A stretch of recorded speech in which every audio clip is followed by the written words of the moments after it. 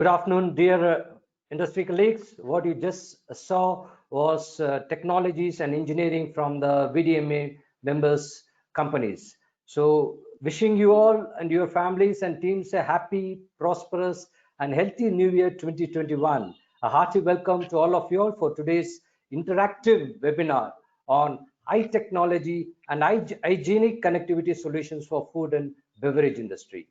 I also welcome our guest today afternoon, our Mr. Shirish Yadav, Vice President, ITC Foods, Mr. Chanchal Chakravarti, Associate Vice President and Asia Pacific Region Core Member for the Food and Beverage of LAP India. And also a very warm welcome to our own Mr. Rajesh Nath, Managing Director, VDMA India. This webinar is organized by VDMA, partnering with, in association with LAP India. As you can see, the topics for the discussion today, we have a welcome talk from our Mr. Rajesh Nath, then a keynote address, a guest address by Mr. Shirish Yadav, and then presentation by Mr. Chakravarti. And in the end, we would have question and answers and concluding remarks by Mr. Rajesh Nath. So I request you, to post all your questions in the question section of the control panel, and it will be collected and asked to the speakers in the end across. Friends, VDMA, the largest industrial association in Europe, is 127-year-old institution. We have more than 3,300 members, employing more than 1 million people, cumulatively producing 232 billion euro. Interesting, 78% of these production in Germany by our members is exported out of Germany. Entire activities of VDMA is categorized into 38 specialized sectors, and food and processing sector, food and beverage sector is one of the important sectors of VDMA. We have our offices up in the BRIC countries, India, China, Brazil, Russia. Apart from that, in Japan, and for the EU in Belgium. This is apart from VDMA offices across various states in Germany. Again, I would like to remind you all to post your questions in the question section. Not visible. Sorry.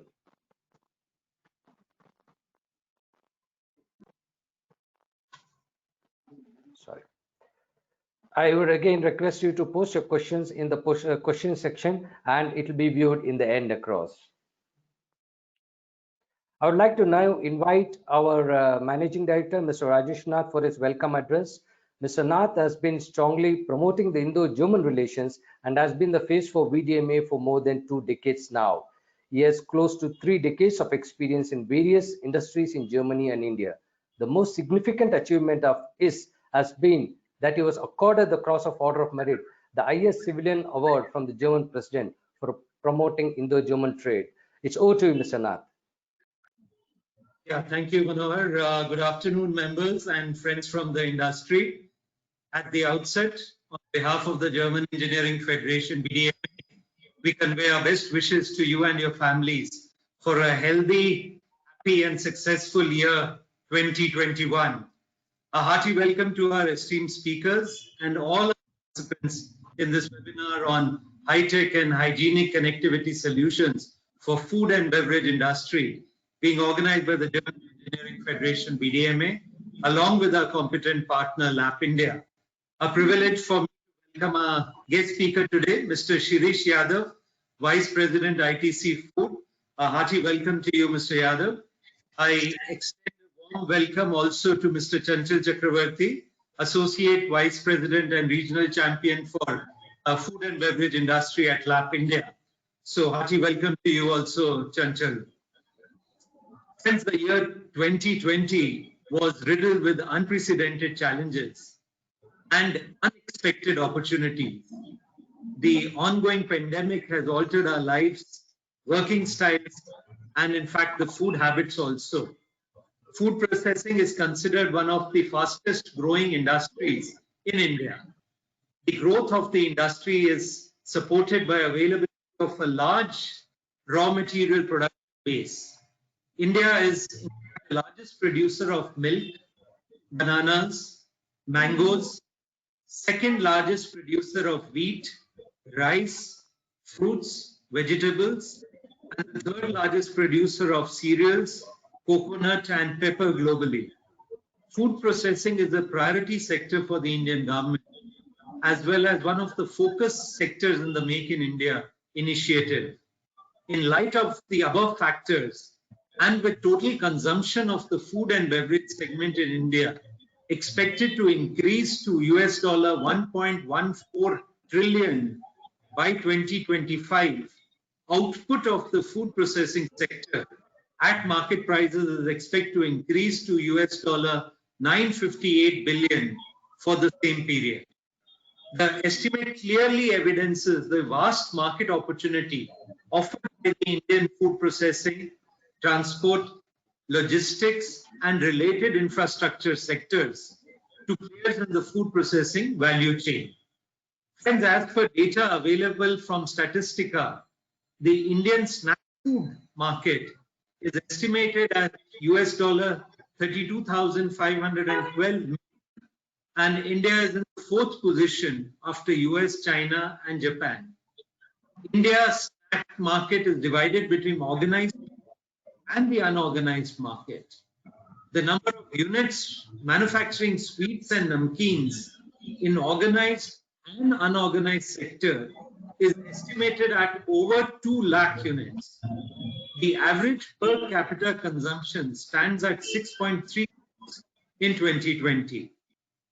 Customers increasingly expect more from their food: healthier ingredients, fresher food, more food and packaging options, as well as reduced environmental impacts. In turn, the food and beverage industry is rapidly evolving, using the latest technologies to identify consumer preferences and trends, create more products, and modernize manufacturing and distribution operations, frequently through automation of their operations and supply chains. Food and beverage manufacturers are eager to use the latest IoT and Industry 4.0 technologies, artificial intelligence, and machine learning, robotics, automation, big data, etc., to optimize their business operations and the supply chains, and identify consumer trends, create safer and healthier and longer lasting products, and importantly, reduce environmental impacts and build brand awareness. Friends, today we have an expert amongst us from the food industry, representing one of the fastest growing food processing businesses in India. Before I invite Mr. Yadav for his presentation, allow me to briefly introduce Mr. Yadav. Mr. Shirish Yadav is a chemical engineering graduate from ICT Mumbai and currently working as Vice President Manufacturing and Technology for ITC Foods business. He has, friends, over 30 years of diverse professional experience in supply chain operations, technology, automation, and project management, having worked with reputed FMCG and MNC organizations like Cadbury, Hindustan Unilever, Sulzer, and Akar Solutions. Pleasure to have you with us today, Mr. Yadav, and I would now like to invite you for your presentation. Thank you. Yeah, thank you, Mr. Nath. Thank you, Mr. Chakrabarti. Thank you, Mr. Manohar. It is my pleasure, and I am very happy to be part of this today's event and gathering. So I will start. I have made few slides just to keep our audience engaged.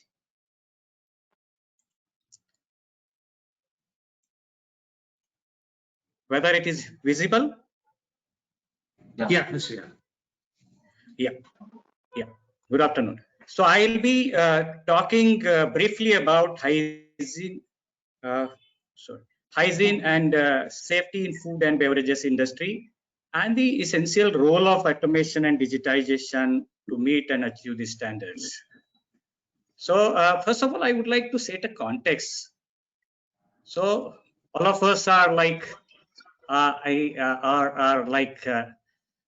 fully aware about the situation currently what we are in. So it is unimaginable crisis, lockdowns everywhere, disruption across the globe, everyone and most industries, including our food and beverages industry, got impacted. This is the reality what we have faced, and currently that is the reason. Again, I think many of us are connecting via this kind of wave events. However, silver lining is that packaged foods business has managed to recover much early because of, again, its essential nature of products and categories that we operate, as well as what happened during the pandemic and lockdowns. Lot of in-home consumptions and panic buying happened, and so that is a little bit silver lining. What next thing has happened is about heightened consumer awareness. All of us are aware everything is about food safety, hygiene, contactless food handling, food manufacturing, and all that has become unprecedented and very, very heightened consumer awareness. There is a norms happen like a social distancing, physical distancing, and those things. So in this, again, if you see this automation and digitization played very, very important role in fast revival of food and beverages industry. In fact, my experience is that operator-intensive food production lines took a bit longer time to revive than the automated lines. What is the new world actually? It is like a COVID has clearly prioritized the importance of food safety and hygiene, and because of this consumer awareness, we think now, I think vaccines are coming and all that, so we will get out of this. However, what if future similar new virus situation arise? Are we as a food and beverages industries prepared enough? What about, again, in industry, we have many old lines. Some lines could be 50 years old, 10 years old, 20 years old, and all that. How old lines and challenges related? If we believe that automation and digitization will be one of the big solutions to handle such kind of crisis in future. There is another area is about the entire acceleration of the technology, what has happened. So everybody has witnessed to huge amount of, everybody is talking about this remote monitoring and controls, and again, it is essentially driven by this consumer awareness, and people want contactless food handling. Important aspects is how to marry legacy machines, because our factories are still having the old technology machines and all that, how to manage, how to automate and digitize. And basically it is from the point of view of food safety, hygiene, as well as from the efficiency benchmarks and overcome barriers like operating the indices and all that. So in this, like next 8-10 minutes or so, we will try to find few answers for that. So first of all, what does food safety and food quality means? So food safety essentially refers what? So basically it is the conditions and practices that preserve the quality of food to prevent, basically if we are, it will prevent us for causing any foodborne illness and allergy. That is very, very important. Largely it is like we can bucketize it like microbial, which is biological, adulteration, chemical, and hygiene, physical kind of food safety risk. In biological, it is contamination, pathogenic microorganisms, and so on. In adulteration, misuse of additives, chemicals, biotoxins, foreign matters. Then in physical cleanliness, good manufacturing practices, good housekeeping practices, and handling and storage areas. Essentially, if any issues are with respect to this, you will find that food is not safe for consumption. So that will create a food safety issues. What is the food quality? It is essentially acceptable attribute leading to the consumer satisfaction and delight. Because all of us are here to delight our consumers. So again, here, how we can maintain our recipe integrity, which is very, very important. Characteristics of my product, size, shape, color, then its flavor and taste and all that needs to be maintained. Then there are regulatory regulation related aspects, weights and measures, and FSSAI, GMP, quality policies, and so on. So this is essentially a food safety and quality related, all of us are aware. Now, why these are all important? What if we don't address those correctly? So it will lead to the product recalls. Then what will happen to the product recalls? It will, because companies are built over centuries, over decades and years, huge amount of reputation and brand as well as company reputations will get eliminated in no time. So there are like a kind of biological hazards. Because of that, again, recalls are happening. There is a recalls are happening because of allergens related aspects, undeclared allergens, physical hazards like it may contain some metal, glass pieces or foreign matter, chemical hazards, any chemical residues into that will have an impact. And worldwide, whatever I think a little data I could gather, I think more upwards of 100 odd like product recalls are happening, which is not good, but it is happening because of these various things. And there is a lot of data is available published by WHO, and people can refer this link and see if anybody is interested. But what it cost, and so I have some information. I will just run through this slide. It is a Google info from the Food Safety Department at Australia and New Zealand. So product recalls like last 10 years in the food industry. If you see this processed food, confectionery, bakery and breads, I think constituted a huge amount of cases out of that. And then what has happened in this largely, if you see, this is like a listeria, monocytogenes, salmonella, undeclared allergen, and E. coli constitute largest amount of issues because of what there is about product recalls are happened. And this chart shows briefly about, so I basically, larger it is like a metal, plastic, it is contaminations. So one side is a physical contamination, other side is chemical kind of contaminations. So now what we should do it, how we can basically, it is the next part of my discussion point, how automation solutions for food and safety quality, how we can utilize it. Some of those things, next two slides, this and next slide, we will be briefly touch base about those solutions. And many of those also we are actually implementing in our at our own factories. So all of us are aware about this HACCP, hazard analysis critical control point. So quality and process systems, again, there is a huge opportunity to digitize all those. Again, what happened, I remember when this COVID came in, I think everybody was scared, like how to handle the documentation and all that. So if all documentation would have been digitized, I think that situation would not have come. Eventually, we found out some solutions of UV-based things, UV chambers and all that, where you can keep a document for a minute or so, and then it will get sanitized. However, digitization may be the best option in case we need to be prepared for that. Again, there is housekeeping, sanitation, protocol systems and things. I think there is a huge amount of opportunity to work in these specific areas. Pest control, PPE guidelines, personal hygiene related systems and all that. So all this, there is a huge opportunity for the digitization. Another area is about fully automated lines, because what our experience is that largely manual lines took very long time. Plus, because of this awareness about people want or consumers want a product to be coming untouched. So how we can convert our legacy lines and processes and systems of fully automated lines, maybe storages, and like we are having the wheat silos, like storages, maida silos and sugar silos and all that. So fully automated, you don't have to touch the product. Like for example, I'll give our Ashirwad Atta lines. It is farm to fork. It is like truck comes, it gets stippled, and then it goes into the this wheat silos, and then automatically it goes into the cleaning systems, and then it gets into the maida is whole wheat atta is manufactured, and then it gets packed, then it gets palletized. So there is no touch. So only people touch, afterwards it is get fully packed. So then closed containers and compartments are required, clean air systems, filtration, sensitive and controlled areas, SCADA loops and all that. I think there are many things. Every area there is a opportunity to do something around the digitization and using the power of automation.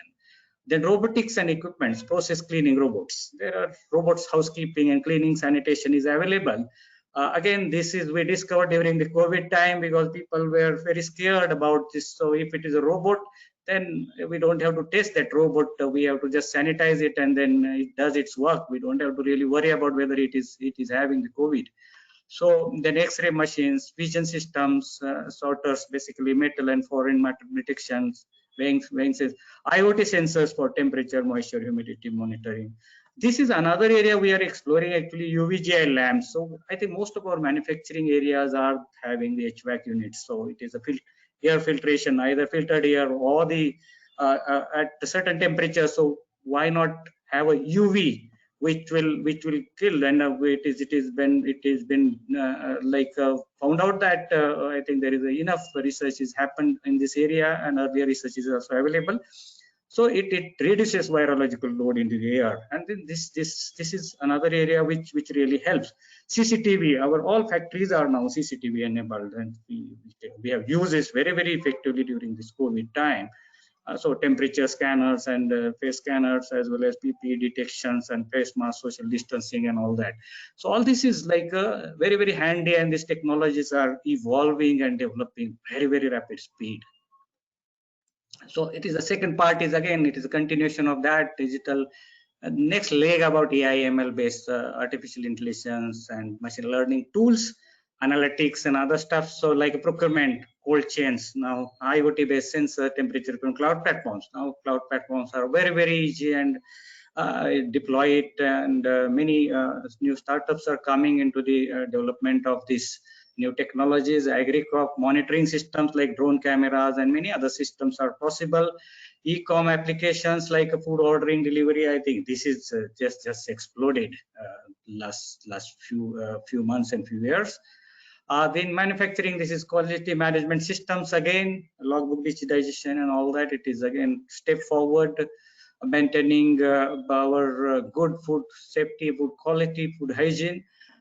Central SCADA and integration, recipe, CIP, optimization, process settings for golden batch, okay, the digital twins and all that. I think all of most of you might be aware about this, but all these applications, there is a huge opportunity to deploy in specific lines. Then online offline digital QA applications, that is also possible for detection of final sampling and all that. Like we used to do the product quality, like people used to come together and do the analysis about the product analysis. So because of ban on the travel and physical distancing, that was not possible. So we tried to use some of those techniques, and then CCTV we just spoke about. Supply chain, again, it is UID serialization, QR codes and other stuff. So basically this will really help for us the traceability point of view, as well as the any product it is authenticity of our products can be assured. This is like product PQRS, again product quality rating systems. This we are currently using it. Consumer food application apps are there, recipe, allergy and recalls and consumer interfaces. So if you see from the farm to fork, for every stage, I think there is a opportunity to use these tools. These tools are now becoming more and more affordable. However, now I think this is the last slide. So how to deploy it, very important. All this is good, but how to do it, and especially for our legacy lines, as well as the when we are putting new projects, how to do it. First of all, very important is to identify major business challenge. Okay, this topic today is about food safety hygiene, but it can be applied for any cost, efficiency, process control and so on. So we need to identify what is the major business challenge, then take a problem solving approach. It is very important to take the problem solving approach. Then build a digital solution around that to solve these key business challenges. Then prepared, this is very important. Everybody thinks every initiative should succeed, yes, but be prepared for initial failures. All initiative will not lead to the results, so we should be ready for that. And that is where I think this POC, proof of concept, is must for knowing the nuances, and that is where it really important step in problem solving approach. Again, people, which is at center of everything. Build integrated and motivated, right team, right skill and right attitudes, very crucial for this. Celebrate initial successes to build the morale and confidence of the team. Regular reviews, internal trainings and all that. Top important is a top management commitment and drive, later and spirit for all this journey is very must, and to create the success. Otherwise I think this is not going to move forward. So with that, ladies and gentlemen, thank you very much. Yeah, thank you. Thank you, Mr. Yadav, for a very interesting presentation. I think you touched upon some very valid and important topics. Of course, importance of food safety and quality, then automation solution, digital solution, and I think very interestingly, you mentioned some of the future steps needed. So I think it was a very informative presentation. Thank you so much, Mr. Yadav, for sharing your experience here. Friends, now I would like invite Mr. Chanchal Chakravarti, Associate Vice President from LAP India. But before I introduce Chanchal, friends, we would quickly like to run a poll, the first poll with you. So Manohar, can we have the first poll question, please?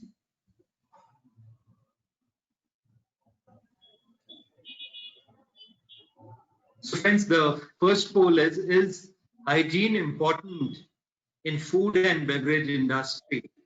And the options here are very important, important, and not so important. So we will just give our audience a few seconds. I think perhaps the response we all know, but let us just wait for a few seconds for the response from the audience.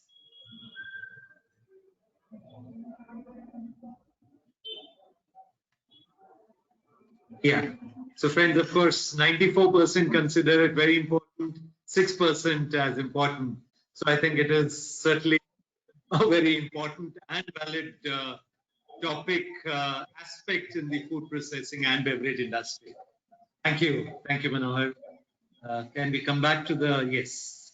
So friends, now I would like to introduce Mr. Chanchal Chakravarti. He's Associate Vice President, Industrial Projects at LAP India. And friends, interestingly, he started his career as design engineer for thermal power station after having graduated as BTech electrical engineer from prestigious Jadavpur University. In fact, Chanchal, even I had the opportunity to work a few years in the power and thermal industry with Mitsui Babcock way back in the 90s. Yes. Yeah. Yes. Chanchal is a highly experienced professional with over 30 years of experience, having worked earlier for Crompton Greaves and now since the last 16 years with LAP India. So hearty welcome to you, Chanchal, and we look forward to your presentation. Yeah. Good afternoon, Mr. Nath, Sri Yadav, and Manohar, and everybody in this call. Can you see my screen now? Yeah. Yes, Chanchal, it's visible. Just bring it to visible the now? slide. Yes, perfect. Yeah.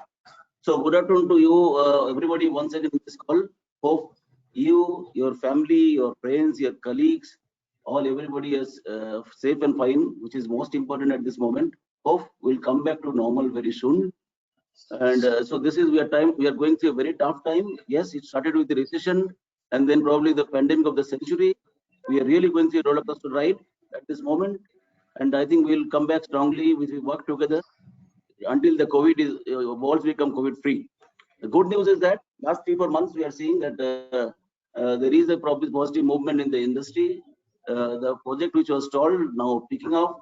But so far, however, the food and beverage industries, I think probably is have a minimum impact of COVID, except the restaurants and bars which was actually closed during the lockdown, which is probably now coming back to the normal.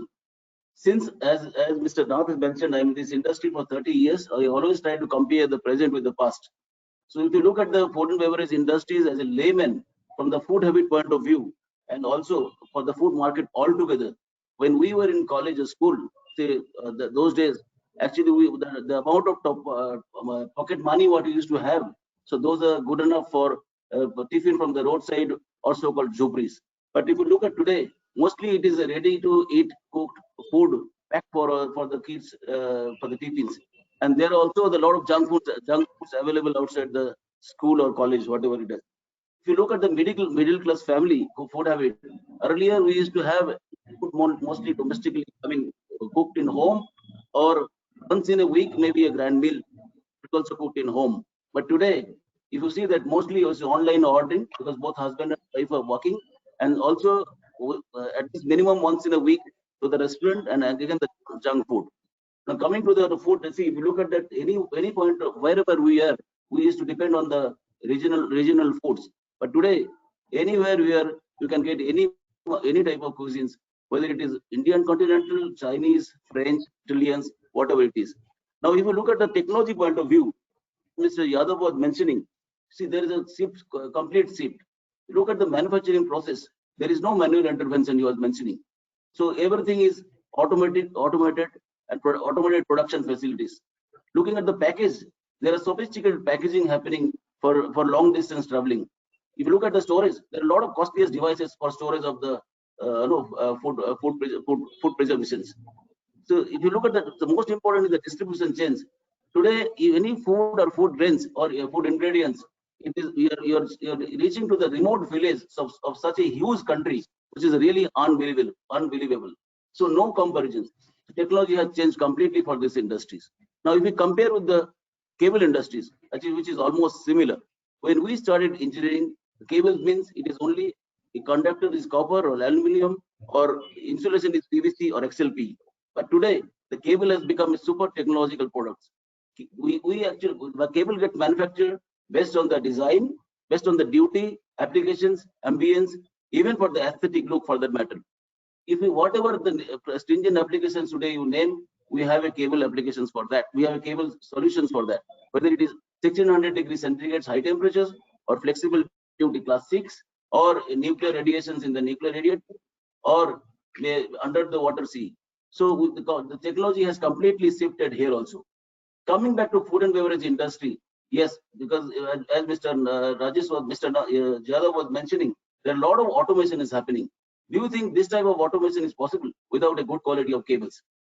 So manufacturing of good quality of cables, for that matter, any products requires manufacturing experience, manufacturing expertise, proper R&D for improvement and development of the products, and lastly, the use of raw materials. If you consider this, across the globe, there are thousands of cable manufacturers, but there are very few have the longevity and also market reputations. LAP is one of them. So now probably I'll start my open presentation. Yeah. So LAP is basically, our slogan is reliably connecting the world. This company is formed by Mr. Oscar Lap in 1957. It's 100% family-owned company. We have the presence across the globe, and headquarters in Stuttgart. So over 60 years of presence across the industries, we have invented the first industrially produced control cable, which is in the name of Allflex. Allflex is oil retardant flexible cables in the Europe, and today even in Asia and India also. If you name the Allflex, people probably able to give the, you need not to give the specification altogether. They can find out the specifications. We have more than 40,000 standard products. You can understand the 40,000 standard products is not a joke. So it's basically we have a cable and solutions for every industries, whether it is food and beverage, whether it is automotive, powers, or any for that matter for any segment.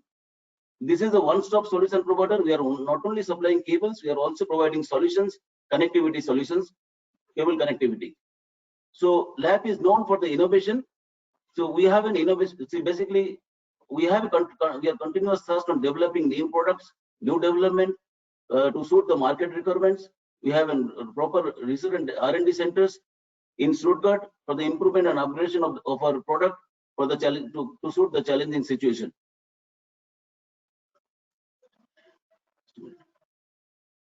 Yeah. So yeah.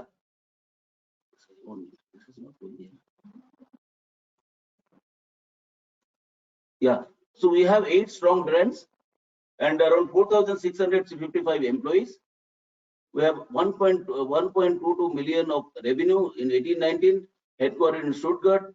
We are present over 152 countries and 25 production sites, 2 of them in India.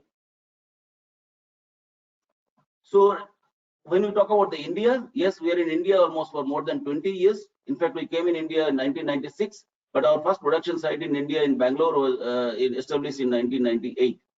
This is of course the first MNC in India for cable and connection technology. We can proudly say we are not only the first MNC, we are the first MNC to set up a factory in India for cable and connection technology.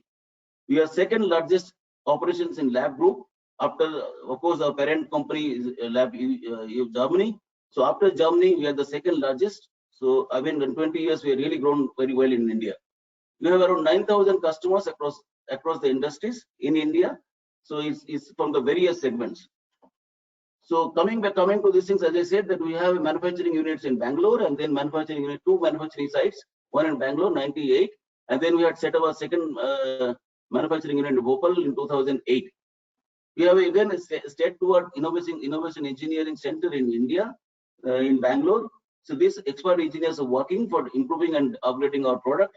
We also have sponsors few engineering colleges reputed engineering colleges in India for fostering innovation for cable and connection technology. We have around 300 plus employees in India, 4 regional sales offices, Bangalore, Mumbai, Calcutta, and Delhi, and 2 manufacturing units. We have told headquarters of course in Bangalore, 200 strong channel partners across the country, 3 service points, 5 warehouses. So this is how we are spread across all over India, and our products are approved from ISO 694. We are approved from UL, we are approved from VDE, we are approved from Fieldbus Foundations, ISO 9001, ISO 14001, and of course NABL. We have a factory, we have a laboratory which is NABL certified. Yes, our promise is to be closer proximity to the customers. As I mentioned, that we have around 200 employees and 300 employees. Out of that, 100 are sales, which are spread across in India, and 160 channel partners. So basically, we are very close to the customers. We can reach 24/7 anytime needed by our customers. We are of course curious about the feedback from our customers for the improvement and for the development for our product and for our response. We are innovative, as I already mentioned. I'm not going to elaborate this. Performance, yes, as we have mentioned, that 40,000 products we have been performing for last 60 years in the globe, and almost more than 20 years in India, and have 9,000 satisfied customers. We value the trust shown by our customers over the years for the last 60 years. So this is the we have around 8 brands covered under all product and connect accessories. So is Allflex, as I mentioned, Allflex means it's basically oil retardant flexible cable, which is basically a power and control cable. This can be for any industries, whether it is automotive, food and beverage, oil and gas, power, whatever industries mean. Normally the application is control and instrumentation, power, control and instrumentation. The features of this cable is basically oil and chemical resistant, highly flexible, high temperature application, suitable for high temperature application, abrasion resistant. So then next is the Unitronic. Unitronic basically is used for data communications. This is again for a wide range of industrial applications. This is for machine and plant engineering, automation technology, control technology, and this is the main cable for your factory automation 4.0. Then of course we have Etherline. Etherline, this is the future for data communication cable. It can be used for any industry, whether it is Cat 5, Cat 6A, Cat 7. So this cable is suitable. This cable again is suitable for the factory automation 4.0. Hetronic is again this is basically a optical fiber cable. This is used for the high for data transmitting of the large data volume for fault free, applicable for the telecommunication industries and network and solutions. Then we have EPIC. EPIC is a connector used for machine and plant engineering for measuring control devices. It is a housing insert and also contacts. Then we have skin top cable glands. Skin top cable glands provide the secure connections for any industries. Then Sylvin is a conduit. Sylvin has 2 parts. One is a conduit, protective systems, and drag chain. So conduit is basically the mechanical protection for the cables, and drag chain or energy chain is basically protect and guide cable for the moving application. Then of course we have Fleximark. Fleximark is basically a permanent moving for the marking for the cables. So under these 8 brands, we have all cables and connectivity solutions for our customers. So this, as I mentioned, all these cables are suitable for high temperature application up to 6. We have a cable in this range which is suitable for up to height 1600 degrees centigrade, used for the mainly in the furnace. Then high flexibility cable class 6, used mainly in the robots. Then radiation-proof nuclear cables used for nuclear reactors. Then fire survival cables, which is actually have 950 degrees centigrade tested. So, and then we have below water sea cables.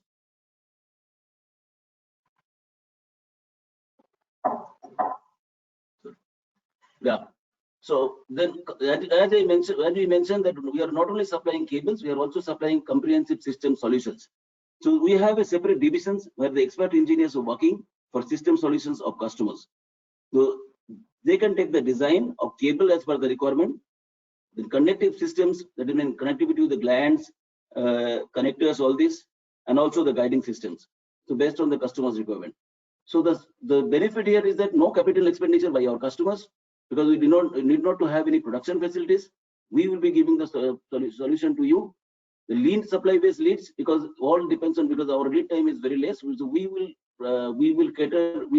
keep the stock based on your requirement, and of course the low inventory levels, because we will be supplying the complete assembly, so you need not to keep any inventory level at your in your factory. So in this we have a 3 category of solutions. One is the Allplex Connect cables, where basically the cables and the gland connect to the gland and connectors. Then we have Alpha Connect Servo, which is meant for this is servo cables. This is required for the servo drives, wherever there is a servo drives, the connectivity of the servo drives. Then we have Allplex Connect systems. This is energy chain, as I mentioned here. These are in 3 types. One is horizontal, for horizontal movement, for vertical movement, and for the spiral movement. So now, before going to the actually food and beverage, we have just now I covered about lab in their product. Now, before going to the food industries, actually, so this is the map, country of culinary delight. So as I was mentioning, because this map is very, if you look at that, every states there are different food habits. It's mentioned in this. I don't know whether it may be readable to all or not, but you can see all these are different food habits of all the states. So a population of 1.35 billion and have 29 states at different cuisines, like different languages, different cultures, different attires, and different food habits. So this, for any food lovers, there's a variety of foods are available. See, when my foreigner friends actually comes here or they see this, I mean, they say that for India, if you have to test all the foods, all the cuisines, probably you need to stay here for almost one month to have or to test it all the foods. Now, so much, but the tragedy is having so much variety of foods, and India being the largest food producing, third largest food producing country. But tragedy that here also people die without food, and die without starvation, die with starvations without food. Almost every day, 7,000 people die for this without food. 25 lakhs per year. Just I'll take a minute to say. To explain how people can die, I mean, die without a food. Normally, we have a glucose in our system. The glucose is basically so for like a 70 standard normal weight of 70 kg, the amount of calorie what we are having in our body can sustain almost 2 to 3 weeks without food, but without food and water. So what happens? The glucose what is having inside our fat, our body is suitable for 1 day or 2 days. After that, the inside the liver there is stimulates and the glucose formation happens, and that glucose also keeps for almost 2 to 3 days. After that is basically all your muscle tissue, muscle breaks down, and also different cells break down, body cells break down to for formation of the glucose to provide the energy, and which can remain till maybe 3 to 4 weeks. After that, normally people will die. So people who are also dieting will be very careful about the food habit. So this is the driving factors for food habit. As I mentioned, so we are third largest food producing country.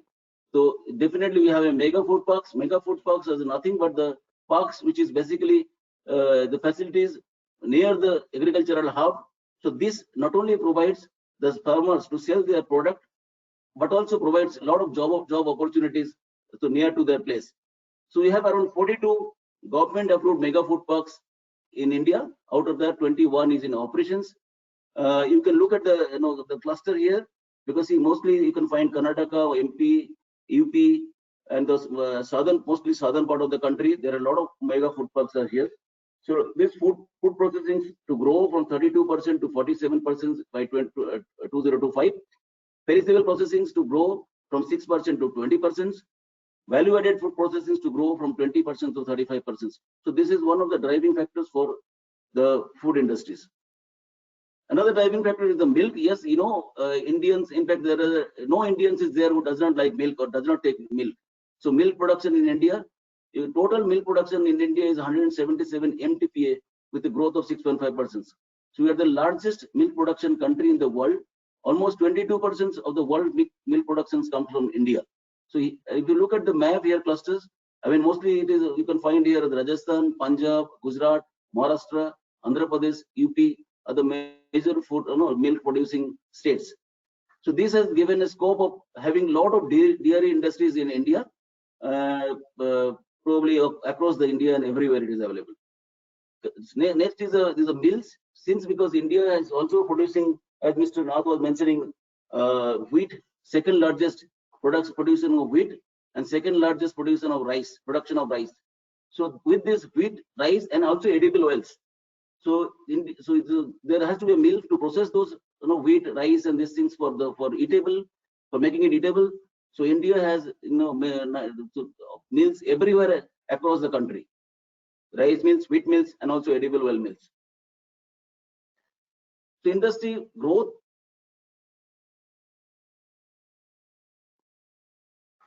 Yeah. So globally, as we mentioned, globally we are ranked number 2 in total food productions. Indian food market was second largest, then contributed 14% to gross domestic production GDP, 13% of Indian exports, and 6% of total industrial investment.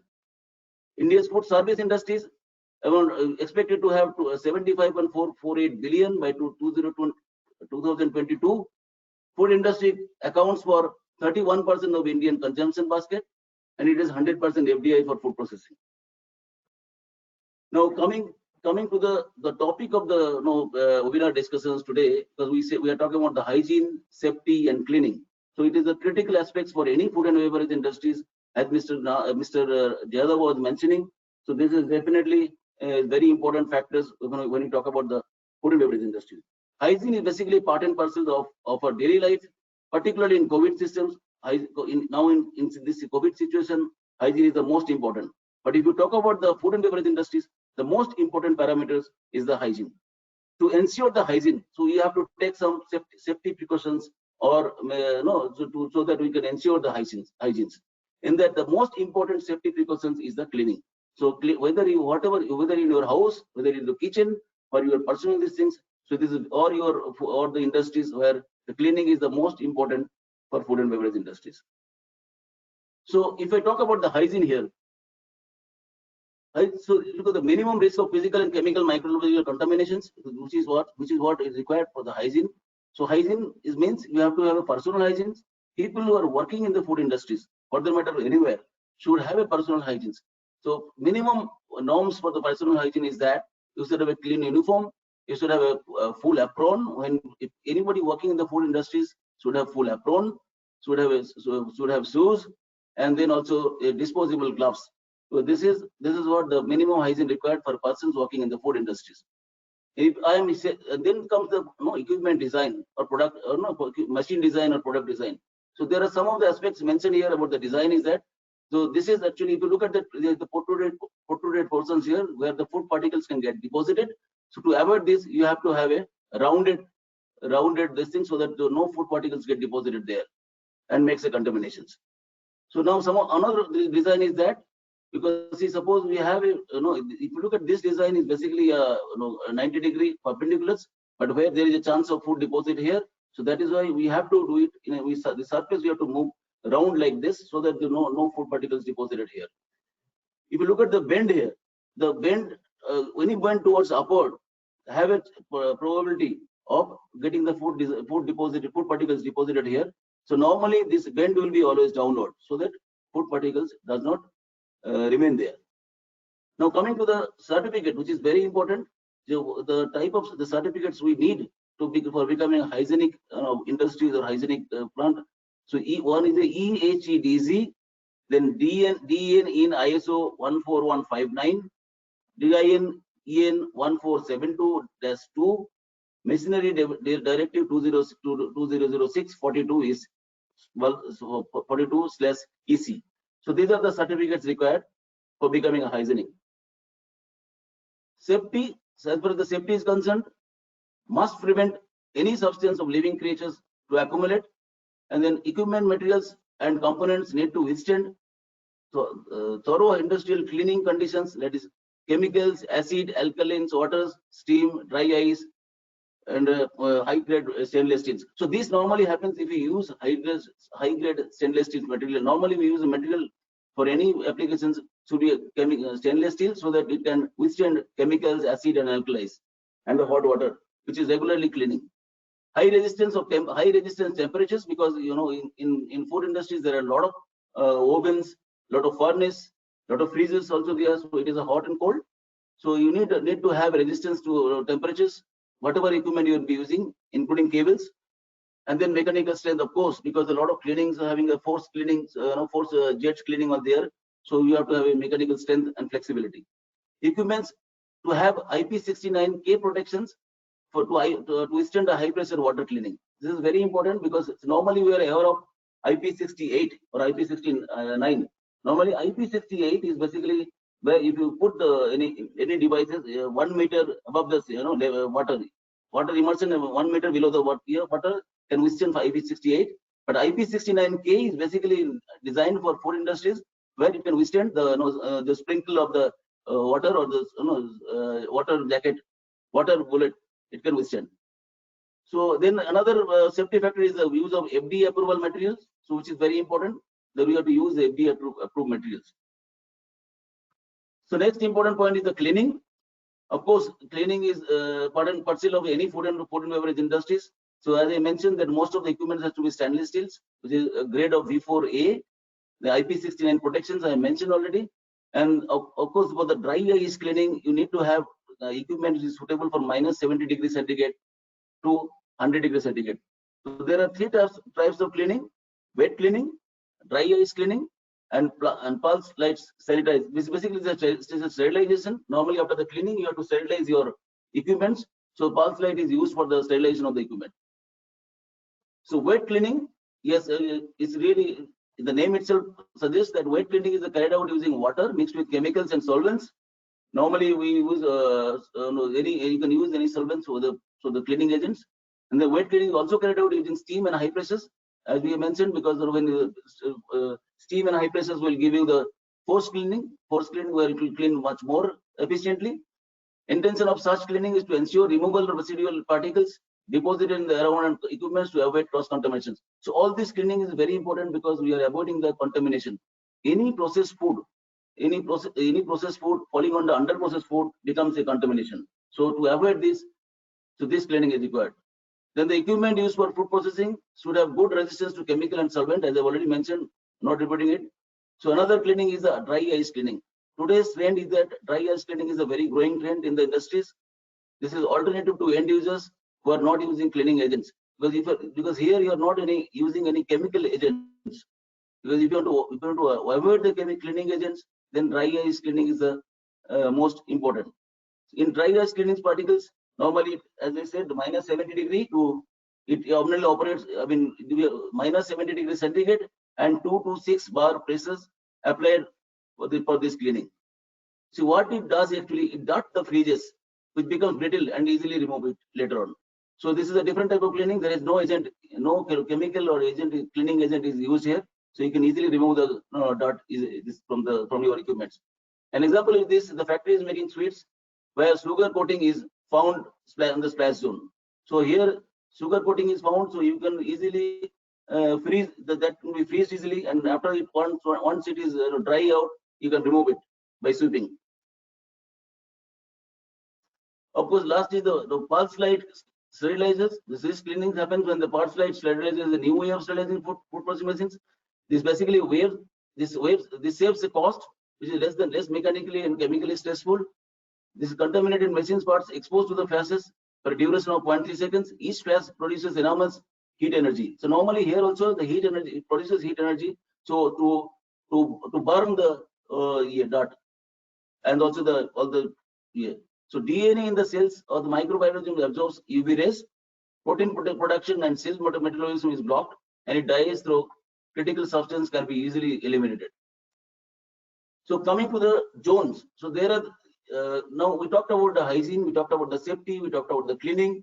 Now see this total the food and beverage industries can be categorized, differentiated in 3 zones. One is the food zones, second is the splash zone, third is the non-product zone. In the food zone, where this is directly the food manufacturing is happening, food processing happening. That is called food zone.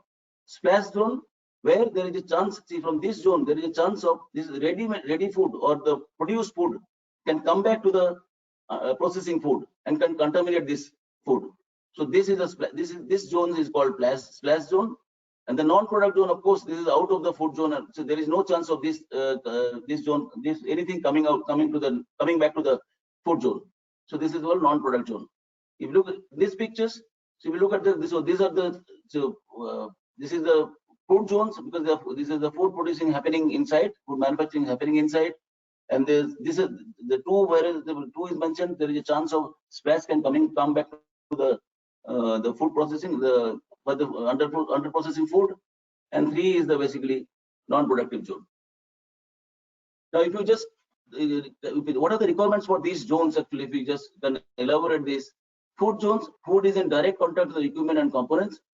Equipments need to be washed and maintenance for hygiene. Standards to be followed.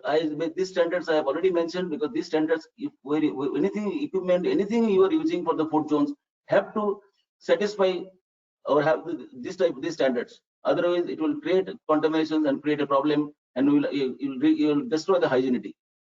Equipments and components must withstand thorough industrial cleaning, as I mentioned. So that has to be there in the food zone, because food zone has to be clean on a regular basis.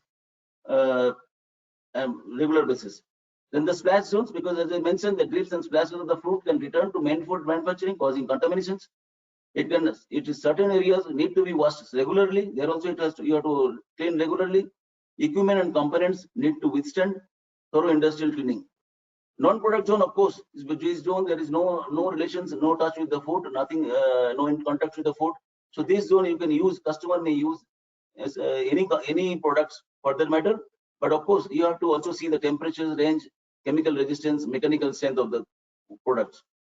Because it is basically, as you said, it may be outside the furnace, may be in the non-productive zone, but it has a heat and temp is there.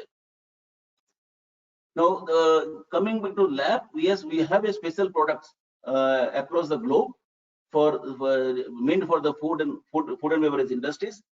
As I mentioned, the food products which is suitable for food and splash zone, basically, as it has to have Ecolab certificate.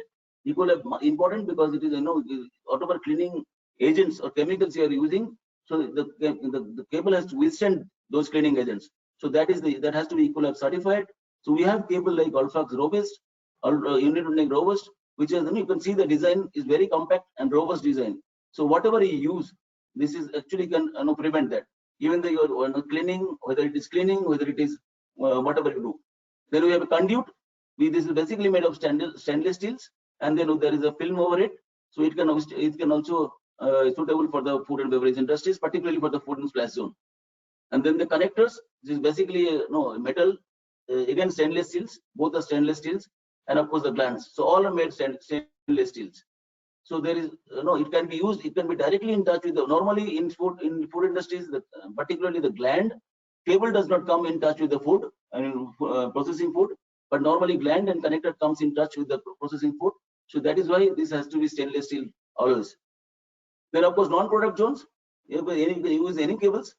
Cables we have it as I mentioned, 8 bands of cables you can use for these things. We have cables, conduits, connectors, and cable glands. So as Mr. Yadav was mentioning, this automation is today the part and parcels of any industries. For that matter, food and beverage is the most important, because there you have to have most control of your things. So what in automation industries we have to enhance the efficiency. Why do you do automations? to have to enhance the efficiency of for 24/7 productions. You elevate quality control, enhance quality, product traceability, provides flexibility, improve personal safety. And all these aspects is possible only when you have an accurate and real-time data. And that is possible only when you have a well-connected infrastructures. A well-connected infrastructures is basically a backbone of any data transmission. Now, in the next slide, I'll go back to how is happening. So this is a typical connected factory. You can see it's starting from the drives here, motors, and then from motors are connected to the PLC, the first level, and then it goes to the this is the first level is motor only. This is a field level, and then it goes to the second level. There EOT switch is there, and with this PLC connected, and then it goes to the second level from layer 3, and then from there it is via firewall. It is going to the cloud. So this is now automatic. So this is a typical single line diagram of the connected factories. And then so why we are saying this is connected, because there you can see the interconnection between the lowest component up to the highest level. So this ensures getting real-time data and informations from the field level at any point of time. Why it is optimized? Because the real-time data can be analyzed for process performance, and with this production cost can be controlled, your efficiency can be increased, and optimized product quality can be produced. Why it is transparent? Because the entire factory is connected with the real-time data from the field. So these data can be available at every level by the factory managers up to the MD and CEO of the company. And this is predictive because since all the data and components of the factory available beforehand, appropriate measures can be taken before it breaks down. So this is, we will not wait till the machine breakdowns or the motor breaks down. So we'll have a data, we have an analysis, we can do the continuous analysis. So before it breakdowns, so we can take an action for that. Is agile? Yes, well-connected factory is most adaptable to any changing need of the market. So this is the connected factory. Now let's see how this connected factory helps a typical food and beverage factory where the multiple processes are involved. You can see the typical layout of a food and beverage plant. This is basically more precisely it's a beverage plant.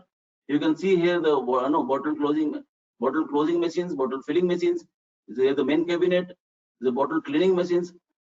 Then you have a boxing machine, basically packaging machines, and then palletizing machines. So you have and see everywhere it is connected through a communications. It's smart connected. All is connected to each other. So if you go individually, main control cabinet. So for the main control cabinet, and this is the office. So it is the connection is here. This through switch, EOT switch, it is connected to other person. So and we have a product solutions for this here. So 1, 2, 4, 5, 8, 9. These are all cables. Cat 5 or Cat 6 for the smart factories.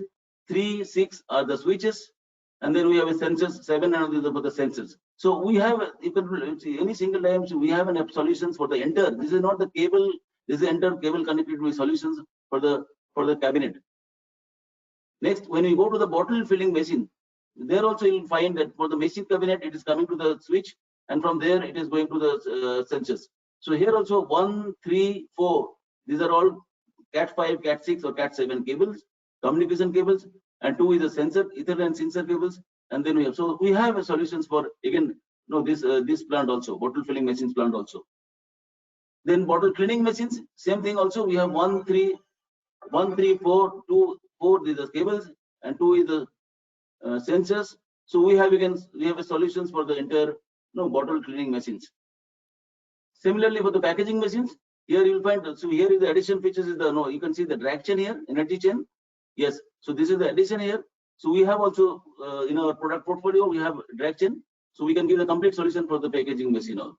And these are the products mentioned here, side by side. Then the palletizing machines, here also the robot, normally the robot is used. So we have a cables for the robotic solutions.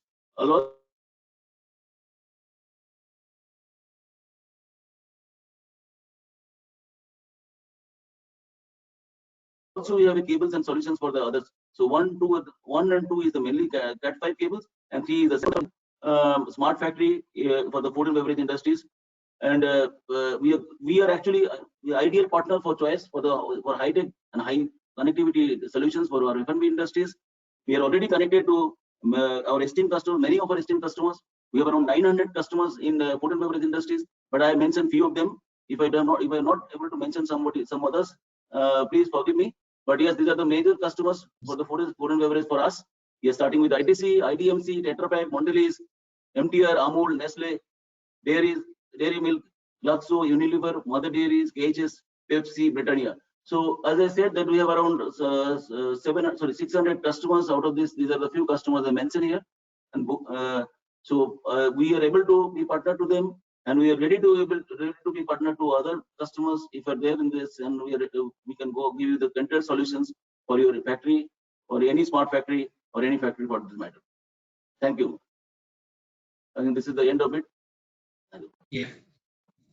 Thank you, Chanchal, for the very interesting and informative presentation. In fact, there are a lot of questions that have come in, but before we take the questions from the audience, we would quickly like to run 2 poll questions. So could we have the poll questions, please?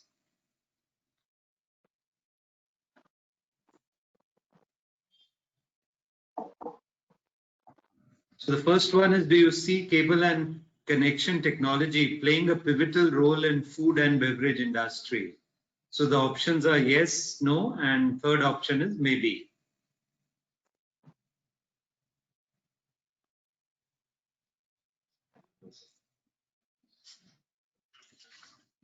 Yeah, we can close the poll now. Oh, so overwhelming majority say 94% see cable and connection technology playing a pivotal role in food and beverage industry. So one more, we'll go to the next poll question, friends.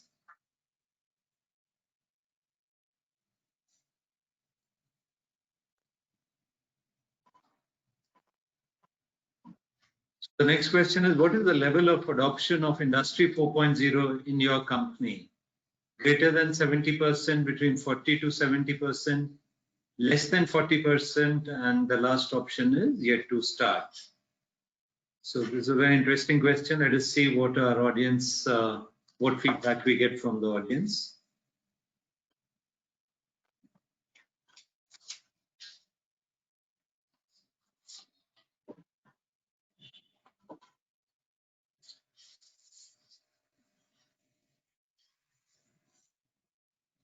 So we can close the poll now.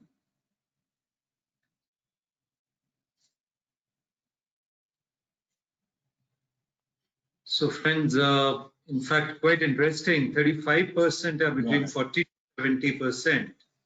And in fact, 23% are greater than 70%, and less than 40%, 21%, and yet to start is 21%. So I think very, very encouraging response. Yeah, very encouraging. So I think it is, you can say more than 40% is around say 57, 58, almost 60%, close to 60%. That's right. Chanchal. Yeah. Yeah. So we've got a lot of questions also coming from the audience. We will take a few questions quickly. Chanchal, let me start with you. The first question, does LAP have an online tool or mobile tool for selecting cables for various different types of applications? See, we have, that is the reason selections actually we do not, we can do the selection for the customers. This is more important because we do not have any mobile tools at this moment, because we have, as I mentioned, we have 40,000 products. So if we, suppose if somebody try to choose from 40,000 products, probably they will be confused. So it is always better that, because somebody, some of us will be contacted and we also can give you solutions for that. Okay, thank you. At this moment, we do not. Yeah. Next question, Chanchal, they are asking about the polymers used for cable manufacturing. And the question is LAP working with biodegradable polymers? See, we are not using biodegradable polymers here. So we are using the, we call virgin PVC, normally for our cables, PVC cables. But it is, yes, not biodegradable. Yeah. But is there any plan, Chanchal, for the future to look into that option, or it does not, is not from the cost point of view, not? Yeah. Cost point of view, and at this moment, I think there's no plan of this. Mr. Yadav, in fact, there are a few questions for you. I wanted to put the question, yes. So, Mr. Yadav, I think this is a very interesting question. The technology adoption in food and processing industry varies widely from low or no automation to highly automated units, such as, for example, companies like SAP.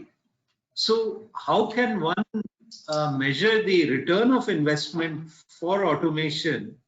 Is there any broad? And maybe I'll just add a second part to this question is from my side. What would be your advice to the MSME sector, Mr. Yadav? See, I think they will have to really, the way I mentioned my last slide, no? So they will have to find out what is their major area concern, no? See, specifically from MSME point of view, you can't address everything and anything, because still India, our labor force is quite like a competitive, or it is cost competitive, and many technologies, if it is like because of imported and many other things, may still cost very high, and then there could be like challenges related. However, there are points. Suppose I have checkware integration. So like you give extra product. I suppose I'm supposed to give 100 gram. Why to give 102 gram or 104 grams actually? If I control that, so it is like basically controlling the product grammages exactly, and then those loops, like looping back actually could yield. Then there are many areas in the yield kind. Basically, it is a wastages area. If we are able to control, because those are the, it is not the cost of the conversion. Conversion cost is essentially like it is a power, fuel, and manpower productivity. But these are the raw material costs. It is a COGS. So we call it in like our operations. So it is a raw material, and packaging material is a huge cost, maybe almost like a 60%, 70%. Some companies it could be 70%, some could be at least 50%. So that is a huge amount. If you can save that and improve on, I think you will get very good ROI. My assessment, I think wherever there is this kind of another big amount of manning is required into the front end, especially in the packaging areas. But back end areas, I think there are small these areas people can definitely move on. Front end packaging, yes, there will be a lot of manpower, but they may find it a little challenging. But why can't you start a journey from where it may give a very good return on investment? Yeah, thank you, Mr. Yadav. In fact, let me come with the next question also to you, Mr. Yadav, is that actually you mentioned in your presentation, you spoke about three links, procurement, manufacturing, distribution. So the question put up is, what role does FSSAI have in these aspects, Mr. Yadav? So FSSAI is like putting now, if you see in India, especially, it has become very anchoring body across the board as far as the food beverages industry is concerned. Actually, anything related with food manufacturing, food distribution, so they are like under the purview of this institution. Okay. So if you see in the procurement area, FSSAI definitely will have about the quality of the your ingredients. No, so how ingredients are. So again, those kind of toxins. So what I spoke about for food safety and food quality parameters, those are very important there also. Back end. When it comes to your manufacturing area, this is again important. Logistics, again, it is important how you are transporting, where you are storing, because you are going into the shop, you find like one of your product pack is stored next to the some because shops may be selling many other things. If it is like some oil or some chemical or something else which may get contaminated, and then it may lead to the some food safety related issues. Definitely it will lead to the food quality issues, but I'm more worried about food safety, which may be like very harmful for our consumers. So there it will be. And then front end again, so because I spoke about the shop, which is a distribution chain and all that. So everywhere I think it is important. So farm to fork, I think entire area, entire gambit is under the various aspects of FSSAI. Thank you. Chanchal, let me come back to you now, Chanchal. Chanchal, the question for you is, how do you ensure quality of your cables meet the industry standards? Yeah, so Mr. This is a very good question. I think thanks for these questions, because we are known for the quality. LAP is known for the quality product, quality equipment. So this is our premium. We get premium from the customers. Customers give us premium because we manufacture quality products. Yeah, quality products can be ensured because starting from the raw materials. So it's basically what type of raw materials you're using. In cables, the raw materials is major raw materials is basically copper. So we normally use 99.99% pure coppers, and then the PVC, because the PVC is the insulation, PVC whatever insulation. So the raw material is very important. And second, coming the manufacturing process, because the manufacturing process, as you know, because if you come to our factory, you can see only in one shift 7 people are there in the factory only, because everything is automatic only. There is no manual intervention. So if there is any error happens, probably the production will stop in between. So somebody has to go and attend if there is a problem. Otherwise there is no manual intervention. So the product quality is maintained. And the third and most important is the quality testing. So the type of testing what we do is a very rigorous testing, that we are testing, or we are not only during the production, but production also test after the production. The testing has been happened. I mentioned in my one of the slides that we have an NABL certified testing laboratory, where in fact even the yield testing can be done, and anybody can do the testing because it is a government approved. So we ensure that because after the product is manufactured, so it should pass only when it will pass when it passes the quality criteria. So with this, since the manufacturing process, raw materials, and also the testing, so with which we produce quality cables. Very good. So that means the whole process is controlled. Very good. Controlled. Yeah. Okay. Chanchal, then next question to you. I'll put it in 2 parts. One is, can LAP support customized connectivity solution?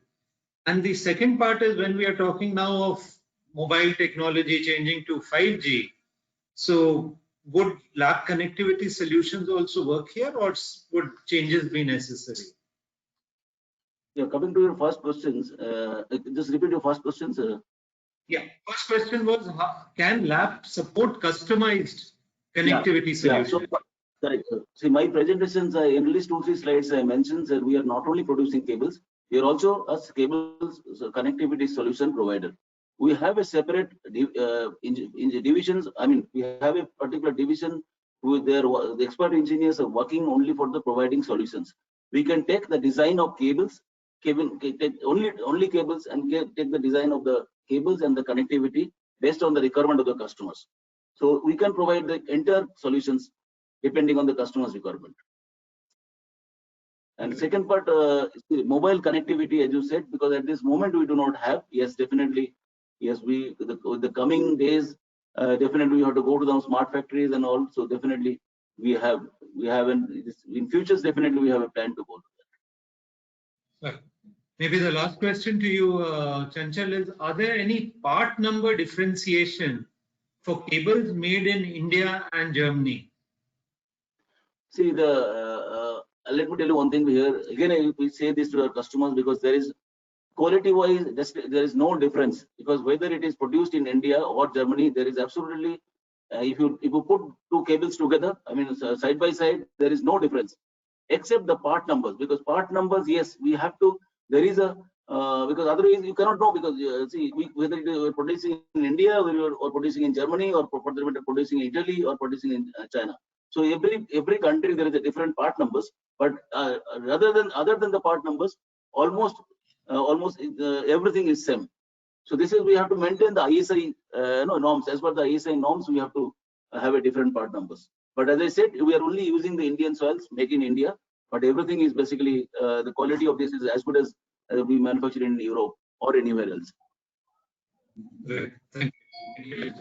Mr. Yadav, the last question I would like to ask you is, there is a lot of focus now on health food, Mr. Yadav. I think people are much more conscious about their health, hygiene. So do you think also the portfolio of your product portfolio for companies, larger companies like ITC, will also change in the next period to accommodate such products also, Mr. Yadav?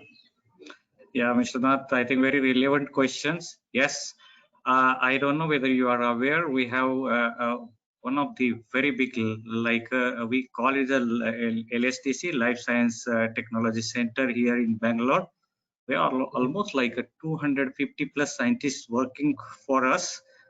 There it is a huge technology center. ITC has invested for developing many of these products, including many of the new products, things, and many patents and all that. Patented products, patented things are being developed, and we all are rigorously working around it. So one is like an area what you said about the health, another is area about the organic, and then in labs, in fact, other issues about the pesticides and those impurities. We have a lab again. Ours is also an ABL certified lab. So we can test upwards of 300 residues, different kind of impurities into the product. That kind of facilities are built here in Bangalore.